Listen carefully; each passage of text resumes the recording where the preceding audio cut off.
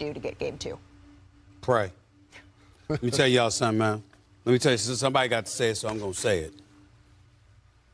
Phoenix Suns got their butts whipped last night. And the Denver Nuggets ain't playing.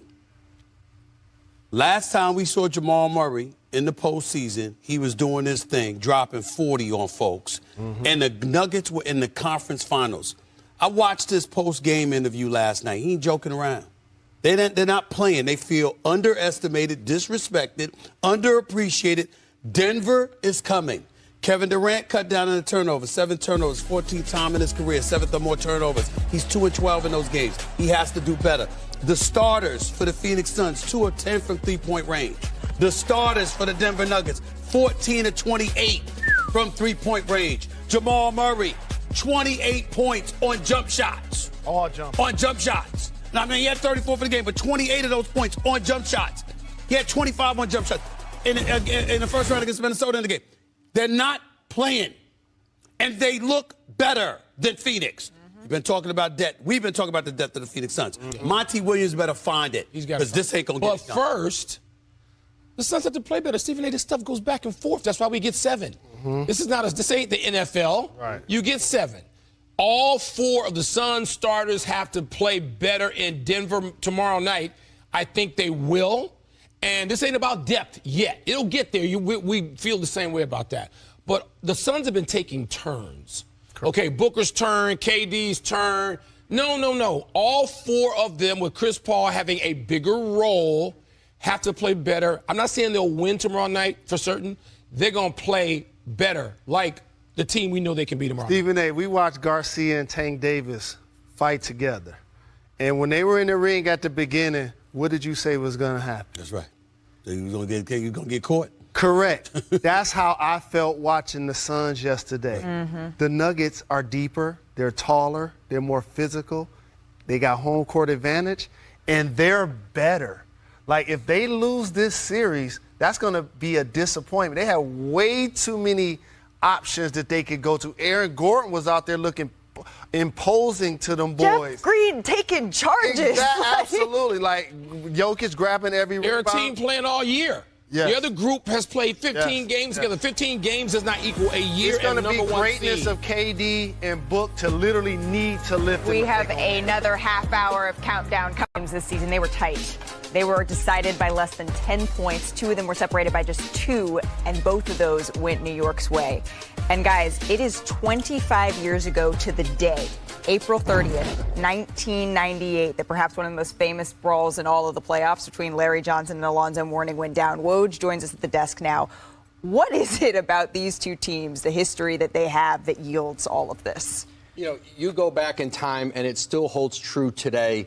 Physical, competitive teams, and these Heat and Knicks teams now, in an NBA that's very different, they look a little similar to what we saw in the 90s.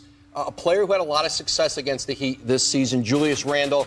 I'm told he is out for game 1 with that left ankle sprain. He worked out before the game, was able to do a little more, but he's out. He played well against Miami this year, 27 points, 9 rebounds, 5 assists.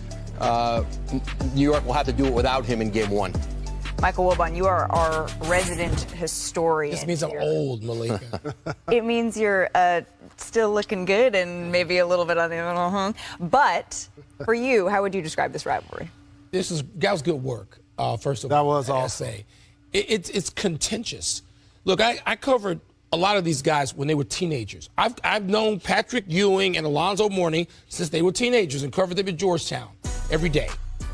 And I don't mention the rivalry to them. They are great friends. I just avoid it. It's a topic you avoid because it's that contentious, even between two guys who are brothers, okay? And so I sat at those games. We did. Stephen A., I know you were at a lot of those games. And you know what? Look, Celtics-Lakers is a greater rivalry. Boston, New York's a great rivalry. Boston, Philly, there's some great rivalries. This is the newest of those, and yet it is so contentious. Pat Riley has a lot to do with that. And that's the sort of the nexus, is it not? Don't you feel that way, Woj? that Pat Riley's involvement with both of them and the heat, pun intended, that he throws off and the intensity he has, it's irresistible. Riley brought a lot of psychological warfare to those series, between games, during games, with officials, with rival players and rival coaches. Jeff Van Gundy, who was his protege, that was a big, big part of it, too. All nice. Beautiful job. Beautiful soliloquy there about the history. But damn it, this is what this is about right now. Julius Randle is going to be out. Obi Toppin, of 5 starts this year, has averaged better than 21 points, better than 55% shooting from the field. He's going to be key. This is the thing that I pay attention to when we talk about a rivalry like this. It's the physicality. This is what I'm paying attention to. I'm looking at a Mitchell Robinson that's got 29 offensive rebounds in the first round series, okay? I'm thinking about the fact that you don't have to go against Jordan. You don't have a situation where it's Melo in New York, but unfortunately there's LeBron. When you look at the New York Knicks against these Miami Heat, they're evenly matched, and that's what harkens me back to the rivalry of everything that you just showed. Because even though they had Mourning, and even though they had Hardaway and everybody else, they still had Larry Johnson. They still had, the Oakleys, the Ewings of the world, that kind of stuff. It's evenly matched. And yet again, here we are. We don't really look at the New York Knicks and the Miami Heat and say one or the other has a definitive advantage over them the way you looked at the Knicks against Jordan and the Bulls and say, hey, they got Jordan. Oh, no. We look at the Knicks. We appreciate Jimmy Butler, but they can be had. And that's all I care about. The thing it reminds me of in playing in the league at that time is personal. Like, you took it personal against the opponent. It didn't matter if you went to high school with them, you went to college with them, you didn't help up the opponent, you wasn't exchanging jerseys. And physical intimidation actually exists in the league. You weren't making a shot and celebrating after the shot because somebody's going to knock you to the floor. And so for me, one person, and Woj says it, embodied it, and it was Pat Riley. Because I hate to tell you, Stephen A., he was the one that got away. And when he left, Wade, Shaq, now Jimmy Butler, Alonzo Mourning, they got 3 championships. And the Knicks are still now searching for that. And that's what made it even more personal. He developed Eric Spoelstra while the Knicks were still trying to find that next head coach. So I'm fascinated to see how this series plays out. Well, today a new chapter will be written. It all goes down at 1 o'clock Eastern in the Mecca. Game 1 between the Heat and the New York Knicks. Let's Ooh, go. baby, this is going to be face the Lakers. Well, listen, when Steph Curry is playing well, when he's shooting 47% from three-point range and averaging over 31 points in 2 of the 4 Game 7s he's been in, they've won. When they've lost, it's because he's shooting about 33% from three-point range and he's struggling from the field. Steph Curry, as he goes, they go, particularly in the Game 7. We understand the other components are incredibly important. Klay Thompson's going to be important. Andrew Wiggins is going to be important. Draymond Green, his defense, his intensity, staying out of foul trouble, those things are going to be important. Certainly, you look at Gary Payton and Andrew Wiggins together and what they bring defensively. Obviously, it would be nice to get a Jordan Poole sighting, but in the end, it all comes down to Steph Curry. He's got to show up and he's got to be big because that's what Game 7's called for. Those post-game sessions are entertaining. I mean, you can't really take them to heart. I mean, people have just won or lost a game. They're talking really off the top of their heads.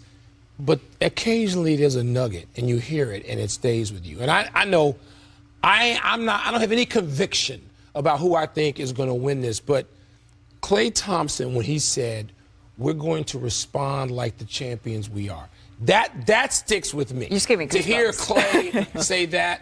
Klay is not a man of many words. He doesn't waste words. I've always loved listening to Klay because he tells you what he means in real time all the time. And more often than not, it's money. Mm-hmm.